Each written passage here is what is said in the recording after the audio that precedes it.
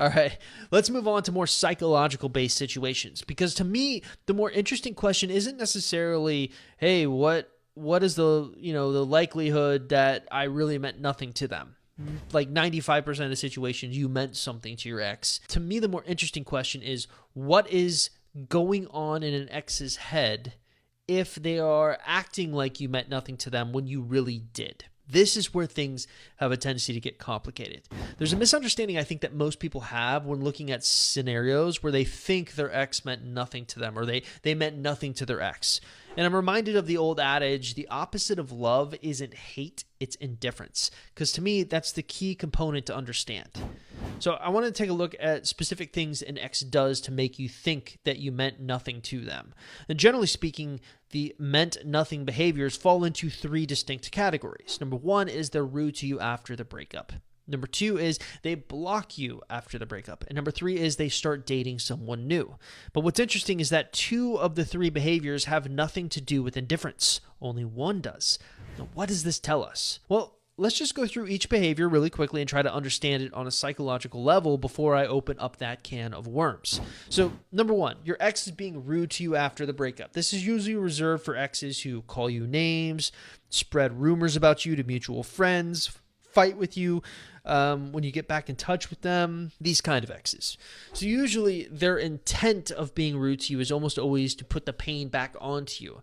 After all, breakups hurt, and it's easier to deflect blame and point fingers than to take ownership or even move on. So if you think about it logically, anytime you get angry about something, it means that on the opposite end, there's something that you care enough to get angry about. And that's kind of why I think exes who are rude or mean or get angry still care about you. Because if they didn't care about you, they'd be indifferent to you. They wouldn't care enough to argue with you. They'd just simply move on. But what about situations where they start dating someone new? So many will point to the fact that exes, when they're dating someone new, it's proof that they meant nothing to their ex. And it's a tough one. I definitely see the argument, but here's what our research suggests. The more quickly an ex moves on from you after a breakup, the more likely they are trying to avoid the overwhelm that comes with that breakup by distracting themselves with someone else. Not exactly the most morally sound approach to dating, but it is something we see quite often.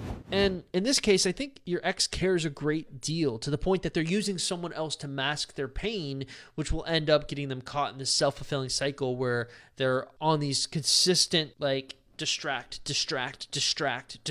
type relationships. So they're always going on the rebound.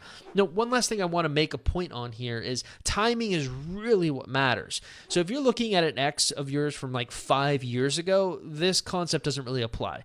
We're looking at recency of breakup. So if you broke up with them recently, or they broke up with you recently and they moved on to someone else very quickly, then it's, as weird as it sounds and as much as it feels like you meant nothing to them, because why would they do this to you? I think you need to understand that they're using this person to mask the pain so they don't have to deal with the grief that often is associated with breakups.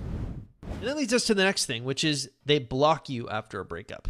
So I've talked about this on my website, on this YouTube channel, on the podcast multiple times. And really, here's the big thing you need to understand about blocking. The most important job you have is to figure out what type of block you have encountered. So there's 2 types of blocks. There's the soft block and the hard block. The soft block means you are blocked pretty much everywhere important, but still have some avenue of communicating with them. So the most important way in which we communicate is usually through our smartphones, but those situations, sometimes you can be blocked on a smartphone, but you can also contact them on Facebook Messenger or Instagram DM or Snapchat. You're not blocked there. That's considered a soft block. So you're blocked in one area, but you have other areas of communicating with them. The hard block is the opposite. Basically, you're blocked everywhere imaginable. The only way to get in touch with them is, I even think email should be included here. So, usually, when I say included, I mean the opposite of probably what it sounded like I meant. Usually, if you're on a hard block, the only way for you to communicate with them is through email or through writing an actual letter and showing up and trying to surprise them. that's considered a hard block. In the vast majority of blocking situations, though, we find that by simply you doing nothing and waiting, you'll get unblocked at some point. And it's hard to take on faith, but we feel very confident about this because we've been doing this for close to 10 years and have seen it so many times. 70% of situations in which you are blocked, either soft or hard, you'll get unblocked in the span of like 3 months. Now, there are some situations where you don't get unblocked, 30%. They're just simply moving on. And in these rare circumstances, then it's likely that your ex wants to move on from you and you'll have no avenue to rebuild rapport. Now, I'm talking about extremes, like you've exhausted every avenue of communicating with them, nothing has worked. At that point, it's time to focus your energies on moving on, which may not be what you want to do in the moment, but that's the best thing for you in the long run. So if that's the case, though, where I would say it's more likely you could have meant nothing to your ex, but even in a full-out block, I'm going to argue that you still meant something. So a lot of times if you're in a hard block, people will make the argument, well, that's proof that I meant nothing to my ex. Look, they haven't unblocked me. But I think you can easily make an argument that dealing with you and your relationship caused them so much pain because they opened up, they were vulnerable, they cared so much.